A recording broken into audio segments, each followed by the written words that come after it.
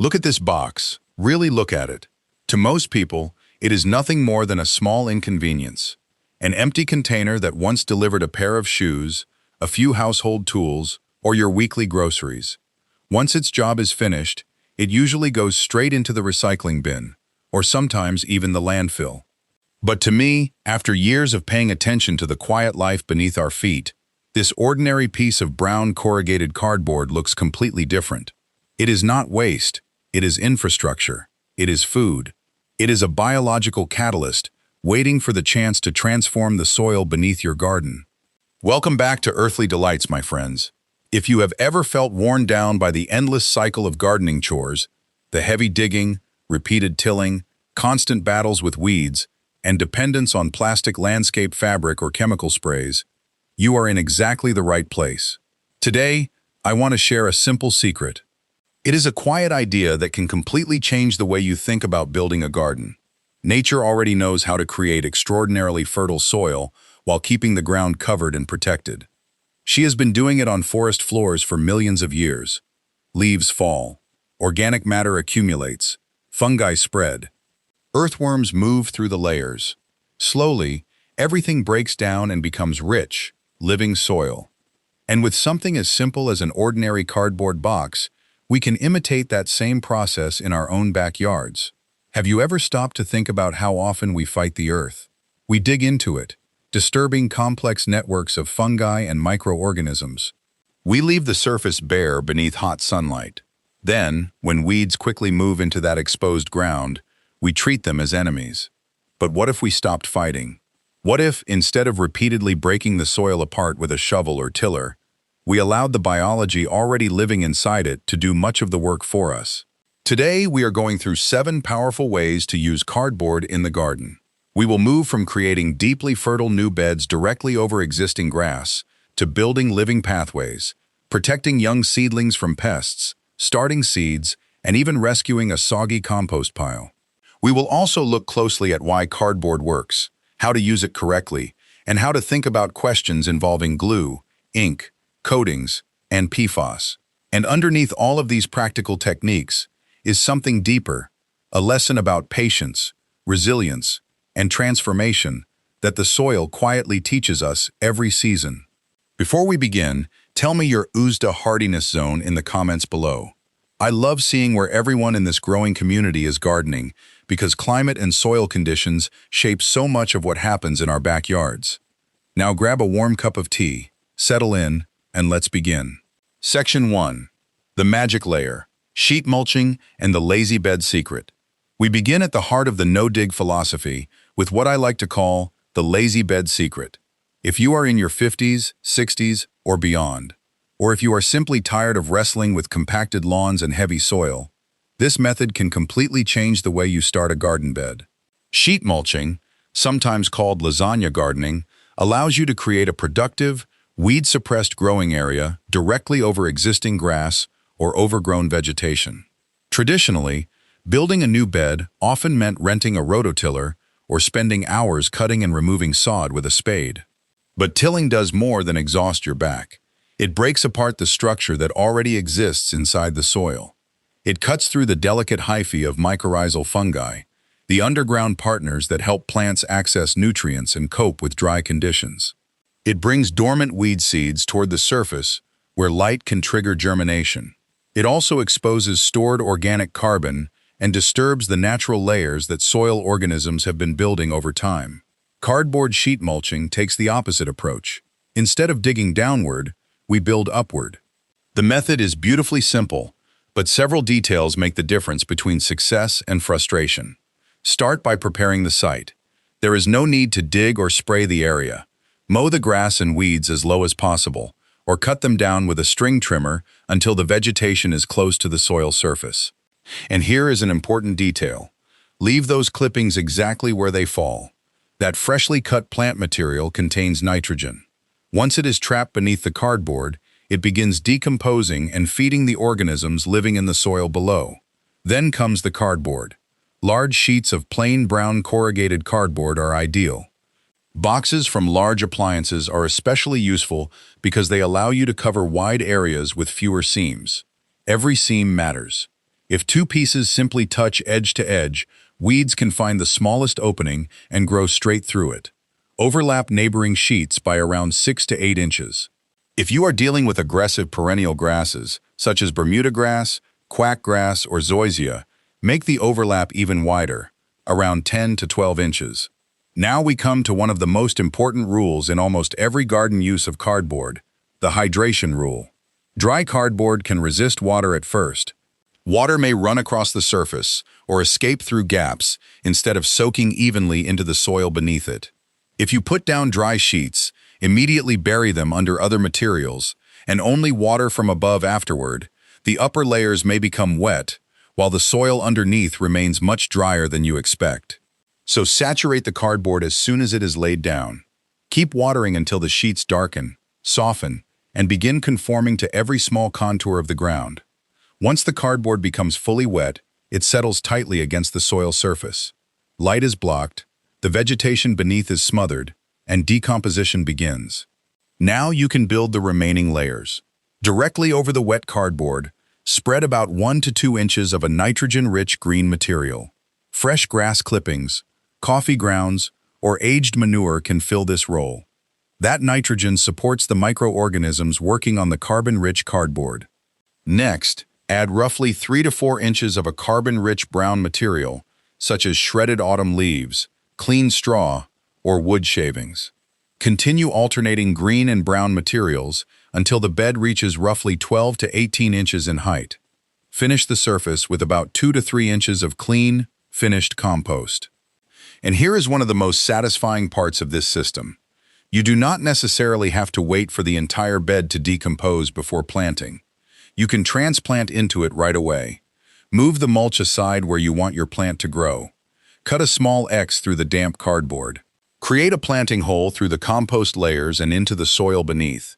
Place your seedling inside and gently firm everything around the roots. The plant begins growing in the fertile material above, while its roots gradually move through the softening cardboard and into the original soil. As the season progresses, the grass beneath loses access to light and dies. Earthworms, fungi, microbes, moisture, and organic matter continue working together.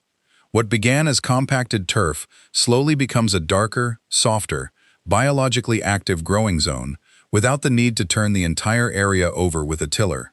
Section 2. Targeted weed suppression. Protecting established perennials. Creating a brand new bed is one thing. But what about the plants that are already established? Weeds constantly creep into perennial areas, competing with blueberries, roses, lavender, asparagus, and other long-lived plants for moisture, nutrients, and space. Pulling those weeds week after week can become one of the most repetitive jobs in the garden. Cardboard can help here too, but this application requires precision. When you are covering a large open area, you can spread cardboard continuously across the ground.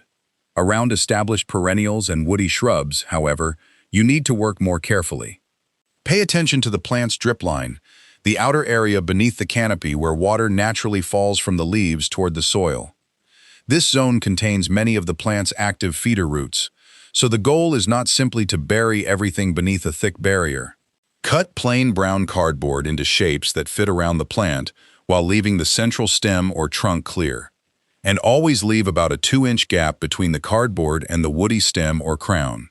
Do not press cardboard and mulch directly against the bark. When material is piled around the base of a woody plant, moisture can remain trapped there. That creates conditions where collar rot, fungal problems, or pests, such as voles and borers, can damage the protective bark. Once the pieces are positioned correctly, soak them thoroughly according to the hydration rule. Then cover the cardboard with around 3 inches of organic mulch. Shredded bark, arborist wood chips, or pine needles can all create that protective upper layer. The result is a simple barrier that reduces weed growth while helping the soil beneath remain more evenly moist. This extra step can make a remarkable difference. This combination of cardboard and mulch has been associated with dramatic reductions in hand weeding work while also improving soil moisture retention compared with leaving soil exposed or relying on mulch alone. Imagine the difference this creates for a perennial plant. Instead of repeatedly moving between very wet and very dry conditions, The root zone remains protected beneath a more stable blanket. The soil surface stays cooler. Moisture disappears more slowly. Beneficial organisms can remain active for longer periods, and rather than spending your time pulling the same weeds again and again, you allow that covered zone to become a quieter, more stable environment around the roots of the plants you actually want to grow. Section 3. The living pathway, wood chip and cardboard walkways. Now let's talk about pathways. When we plan a garden, almost all our attention goes toward the beds themselves. We think about compost, planting distances, vegetables, flowers, irrigation, and sunlight. The pathways are often treated as leftover space. Many gardeners simply leave grass between beds. That means mowing and trimming repeatedly, often right beside wooden bed frames and delicate plants. Others cover the ground with plastic landscape fabric and then bury it beneath gravel or wood chips. That may look like a permanent solution at first, but the garden keeps changing. Dust settles on top, leaves fall, organic debris accumulates. Wind carries new weed seeds into the area. Gradually, a thin layer of decomposed material forms directly above the plastic. Weed seeds germinate in that layer, and their roots begin growing through the woven fabric beneath it. Later, when you try to pull those weeds, the roots may be tangled through the material. Instead of lifting cleanly from the soil, they are anchored into the fabric itself. Over time, the plastic can also begin breaking down into smaller fragments that remain mixed through the soil. Cardboard behaves very differently. It can suppress weeds for a period of time, but eventually it softens, decomposes, and becomes part of the organic cycle, rather than remaining as a permanent synthetic layer. To create a living pathway, lay 2 layers of corrugated cardboard directly over the cleared walking area. Overlap the seams generously, around 6 to 8 inches, so weeds cannot easily find exposed openings. Then soak the cardboard until it becomes dark, soft, and closely fitted to the surface. Immediately cover it with around 3 to 4 inches of coarse wood chips or bark mulch. And here is another useful advantage.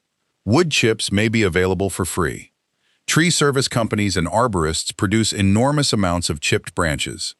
In many areas, gardeners can connect with these services and receive loads of fresh chips that would otherwise need to be transported elsewhere. Services such as Chip Drop are designed to connect gardeners with arborists who have wood chips available. Once those chips are spread over the cardboard, the pathway begins doing much more than simply keeping your shoes out of the mud. Over the following months, the cardboard gradually decomposes beneath the wood. This can be especially interesting in gardens with heavy clay soil. Repeated walking on bare ground compresses soil particles. Over time, that pressure can create a dense layer where air and water move poorly. Rain may remain near the surface, and plant roots from neighboring beds may struggle to expand horizontally into that compacted ground. But beneath a pathway made from decomposing cardboard and wood chips, biological activity increases. Earthworms are attracted to the moist organic material. As they feed, they move through the soil and leave behind channels. Those tiny passageways improve the movement of air and water through the ground. As the wood and cardboard continue breaking down, organic matter accumulates and helps loosen the surrounding soil structure. Roots from nearby crops can then extend outward into this softer, biologically active zone. Instead of treating your pathways as dead space, you turn them into slow-moving compost areas that quietly contribute to the health of the entire garden. Section 4. DIY Season Extenders. Upcycled cold frames gardeners are always negotiating with the seasons. Every winter, we watch the calendar and wait for the final frost, wishing we could move our cabbages, kale, lettuce, and other cool season plants outside just a little sooner. The conventional answer is often a greenhouse, a heavy wooden cold frame, glass panels, or plastic row covers. But a sturdy cardboard box can create a surprisingly useful temporary shelter for young plants. The reason lies in the structure of corrugated cardboard. Look at a cut edge and you will see an outer flat layer, an inner flat layer, and a wavy corrugated layer between them. That center layer creates many small pockets of trapped air. Still air transfers heat slowly, which is why those pockets give corrugated cardboard insulating ability.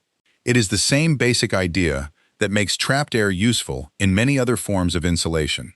To make a simple upcycled cold frame, start with a large, sturdy, double-walled shipping box. Cut a large opening into the top while leaving a border of cardboard around the edges. Cover that opening with a clear sheet of plastic. You can use heavy, clear polyethylene, rigid, transparent packaging material, or several layers of clear plastic film. Fasten it securely so wind cannot easily pull it away. Then place the box directly over young seedlings or recent transplants.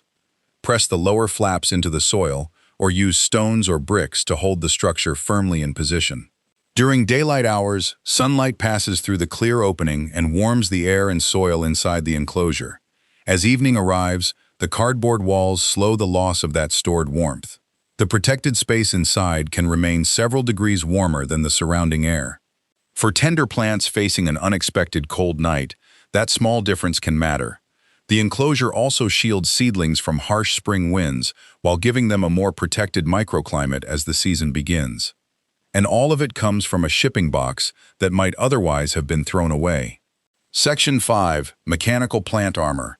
Toilet paper roll collars and slug traps. Few gardening experiences are more frustrating than walking outside in the morning and discovering that a healthy young transplant has been reduced to a tiny stump overnight. Pest damage is not just disappointing. It represents lost time, effort, money, and weeks of patient care. Two especially destructive pests in many gardens are squash vine borers and cutworms. The squash vine borer is a clearwing moth that lays eggs near the base of squash, pumpkin, and zucchini stems. After the larvae hatch, they enter the stem and feed inside the plant's vascular tissue. The damage can eventually cause an otherwise vigorous plant to collapse during the growing season. Cutworms behave differently. They move across the soil surface at night and chew through the soft stems of young seedlings close to ground level, almost as if someone had cut the plants down with tiny tools. Instead of immediately reaching for a chemical spray or dust, cardboard can be used as a simple mechanical barrier. Take an empty toilet paper roll or cut a paper towel roll into sections around 3 inches long. Slice one side lengthwise so the tube can open like a small hinge. Wrap it around the stem of the young transplant at soil level, then press the bottom edge about 1/2 inch to 1 inch into the ground. That collar creates a physical wall around the vulnerable stem. Cutworms moving across the soil surface cannot easily reach the plant through the barrier, while the collar also blocks access to the lower stem area where squash vine borer moths may try to lay eggs. Over the following weeks, the cardboard gradually softens and begins breaking down. By the time it has largely deteriorated, the plant stem has become thicker, stronger, and more mature. Cardboard can also help with another common garden visitor, slugs and snails. These creatures naturally seek cool, dark, damp places during the warmer parts of the day. That behavior gives us a simple way to collect them. Lay several flat sheets of plain brown cardboard in moist areas of the garden and wet them thoroughly. As the day becomes warmer, slugs move toward those shaded, damp hiding places and gather underneath the sheets. In the morning, lift the cardboard and check beneath it. Any slugs hiding there can be collected and dropped into a bucket of soapy water. Instead of spreading bait throughout the garden, you are concentrating the pests into a small, predictable location where they can be removed directly. It is simple, inexpensive, and easy to repeat. Section 6. The Biodegradable Seed Cradle. Egg Carton Seed Starters. Starting seeds indoors during late winter is one of the most hopeful rituals in gardening. Outside, the ground may still be cold. Snow may still linger in shaded corners. But indoors, those first tiny green cotyledons begin pushing through the soil, reminding us that another growing season is coming. Many gardeners start that process in lightweight plastic seed trays. They work, but cheap trays often crack, split, and eventually accumulate in sheds before being discarded. A simple alternative may already be sitting in your recycling pile, the molded paper egg carton. These gray, soft cartons are different from ordinary corrugated shipping boxes. They are made from recycled paper pulp that has been molded into shape, giving them a porous and absorbent structure. That makes each individual egg cup a tiny biodegradable seed container. Fill the cups with good seed starting mix and sow your seeds as you normally would. Set the carton inside a shallow tray so you can water from below. The porous walls allow moisture and air to move through the material. giving the developing roots an environment where gas exchange can continue. But the biggest advantage appears when transplanting time arrives. Cucumbers, melons, summer squash, winter squash, beans, and several other garden crops can react poorly when their young roots are disturbed. When a seedling is removed from a rigid plastic cell, roots may be pulled, broken, or separated from the growing mix. That disturbance can slow the plant after transplanting.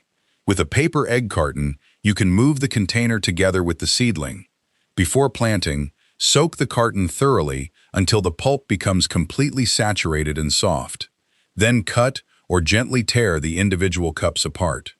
Place each cup directly into the prepared bed and bury the entire paper container in the soil. Because the pulp is already wet, it continues softening after planting. As decomposition progresses, young roots can move through the walls of the cup and into the surrounding soil. The plant makes the transition without being pulled from its container and without having its young root system handled directly. It is a gentle, low-waste way to move seedlings from their protected indoor beginning into the garden, where they will continue growing. Section 7. The Carbon Catalyst, Composting Booster and Bin Liner. Eventually, almost every gardener who composts encounters the same problem. A well-balanced compost pile is one of the most satisfying systems in the garden. Kitchen scraps, spent plants, grass clippings, leaves, and other organic materials slowly become dark, crumbly compost that can return to the beds. But maintaining the right balance can sometimes be difficult. The microorganisms responsible for decomposition need both carbon and nitrogen. Gardeners often describe that balance through the carbon-to-nitrogen ratio. A fast, active compost pile is commonly built around a ratio of approximately 30 parts carbon to 1 part nitrogen. Fresh kitchen scraps, recently cut grass, weeds, and many green garden residues contain large amounts of nitrogen. During summer, those materials can appear in abundance. At the same time, the dry, carbon-rich materials we often depend on, autumn leaves or straw for example, may be harder to find. When too many nitrogen-rich materials accumulate together, a compost pile can become dense, wet, slimy, and poorly aerated. Instead of producing the earthy smell we associate with healthy compost, it may begin producing unpleasant ammonia-like or sulfurous odors. This is where shredded cardboard becomes extremely useful. Cardboard is heavily carbon-based and has a carbon-to-nitrogen ratio above 500 to 1.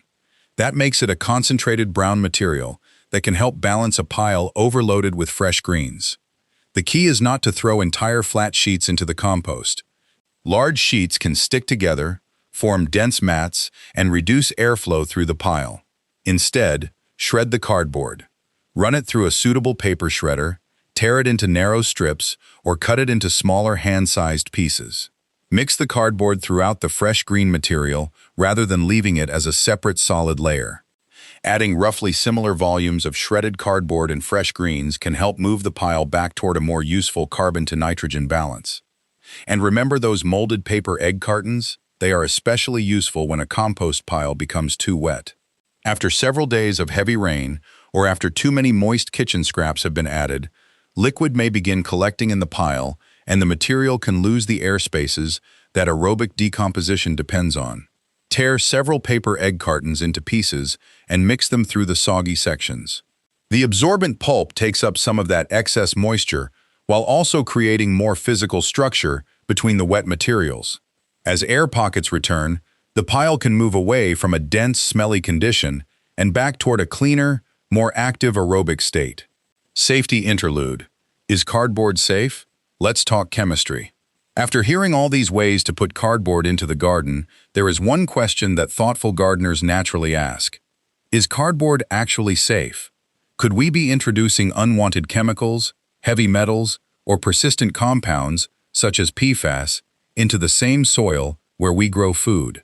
It is an important question, and it deserves a calm look at the main parts of an ordinary cardboard box: the glue, the ink, and the paper itself. Let's begin with the glue. Some people assume that the adhesive inside corrugated cardboard must contain harsh industrial chemicals. But the structural adhesive commonly used to bond corrugated layers is generally made from plant-based starches derived from materials such as corn, potatoes, wheat, rice, or tapioca. These starches consist of carbohydrate molecules that break down readily as microorganisms and other decomposers process the cardboard. Some shipping boxes may also have stronger adhesive along outer seams where the box was permanently joined. If you want to avoid those concentrated glue lines, simply cut away the seam before putting the cardboard into a garden bed. Next comes the ink. The black printing found on ordinary brown shipping boxes is commonly different from the bright, heavily printed surfaces found on retail packaging. For garden use, the simplest rule is to choose plain, brown, matte corrugated cardboard. Avoid colorful glossy cereal boxes, shoe boxes, toy packaging, and other coated materials. Bright printed packaging may contain different pigments and finishes, while glossy surfaces can include polymer coatings or varnishes that do not behave like plain paper fibers during decomposition. So keep the rules simple. Ordinary brown shipping and moving boxes belong in this system. Bright, glossy retail boxes can stay in the recycling stream. Then we come to PFAS, often called forever chemicals. These synthetic compounds are used in certain types of packaging because they resist oil, grease, and water. They are especially associated with grease-resistant food packaging, including some takeout containers, molded fiber products, and similar materials. Ordinary brown corrugated shipping boxes generally do not need that kind of grease resistance. There is also a very simple home check you can use, the olive oil bead test. Place a small drop of ordinary cooking oil on each side of the cardboard. Watch what happens. If the oil remains sitting on the surface as a tight, rounded bead, the material may have a grease-resistant treatment. If the oil quickly soaks into the fibers and spreads outward, the cardboard behaves more like plain, uncoated paper. For garden use, choose the material that readily absorbs the oil. There is another way to think about the question of contamination: total material entering the garden. Imagine two ways of covering an existing lawn.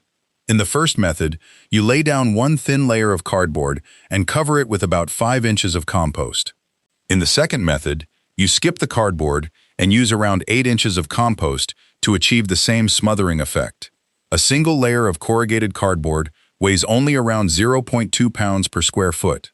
5 inches of compost, by comparison, represents roughly 21 pounds of material per square foot.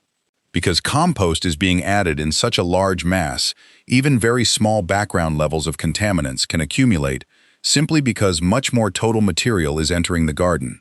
Using the cardboard and compost method produces an estimated total PFAS load of around 390 micrograms per square foot. Using enough compost to suppress the weeds without cardboard produces an estimated load closer to 605 micrograms per square foot. In other words, the cardboard layer allows you to reduce the depth of imported compost by about 3 inches. Because much less material is being brought onto the property, the overall PFAS load in this comparison drops by roughly 35%. That leads to an important practical idea. In a world where trace contamination can already exist in rain, air, soil amendments, and compost, gardening is not always about finding a perfectly isolated material with absolutely nothing in it. It is about choosing practical materials carefully and minimizing unnecessary exposure while continuing to build resilient, biologically active soil. For this purpose, plain, uncoated brown cardboard remains an extraordinarily useful material. The philosophy of no-dig and the lesson of the box. At its heart, no-dig gardening is about much more than finding clever ways to save time or avoid hard work. It represents a change in the way we see the soil itself.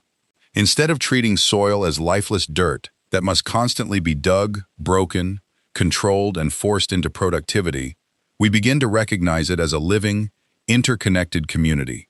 Every handful contains organisms, roots, fungal networks, bacteria, moisture, air spaces, and decomposing organic matter interacting continuously. When we repeatedly till and dig, we behave as though our job is to reorganize that entire system ourselves. But when we lay down cardboard, soak it thoroughly, cover it with organic material, and allow decomposition to begin, we choose a different approach. We step back. We allow earthworms to move through the layers. We allow fungi to expand. We allow billions of microorganisms to process organic matter in the way they have been doing for an unimaginably long time. And there is a deeper lesson hidden inside that slowly decomposing cardboard box. Think about what a box represents in modern life. It is manufactured, packed, taped, transported across enormous distances, opened, emptied, and often discarded almost immediately. It is one of the clearest symbols of a fast-moving culture, built around buying, using, and throwing things away. But the moment that same box enters the garden, its story changes. Something considered useless becomes part of a living system. The cardboard softens. Earthworms begin consuming it. Fungi move through it. Moisture remains protected beneath it. The fibers slowly disappear into the surrounding organic matter.